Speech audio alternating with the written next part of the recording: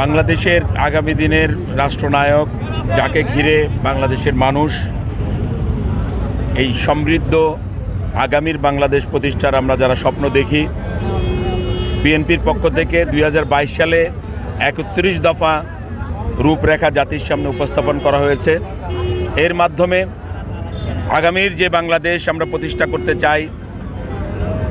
দেশের নাগরিকের অন্ন, বস্ত্র, চিকিৎসা, বাসস্থান, শিক্ষা, 5টি মৌলিক অধিকার নিশ্চিত করার জন্য এবং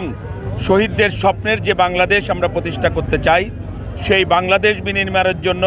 জাতির সামনে আমরা 31 দফা রূপরেখা প্রণয়ন করেছি। সেই রূপরেখার আলোকে সংযোজন বিয়োজন হবে, কিন্তু মোদ্দা কথা হচ্ছে জাতির সামনে আমরা একটা লক্ষ্যমাত্রা প্রতিষ্ঠা করেছি যে বিএনপি আল্লাহর রহমতে এদেশের জনগণের ভোটাধিকারের মাধ্যমে গণরায় নিয়ে ক্ষমতায় অধিষ্ঠিত হতে পারলে আমরা জাতিকে 31 দফা উপহার দিব, যে 31 দফার মধ্যে মানুষের সকল মৌলিক সমস্যার সমাধান হবে, রাষ্ট্র কিভাবে চলবে, মানুষের গণতান্ত্রিক অধিকার কিভাবে প্রতিষ্ঠা হবে, সাধারণ মানুষের জীবনমানের কি পরিবর্তন ঘটবে, সব কিছু আমরা এই 31 এই ষড়যন্ত্রের জবাবও এই 31 দফার মধ্যে রয়েছে।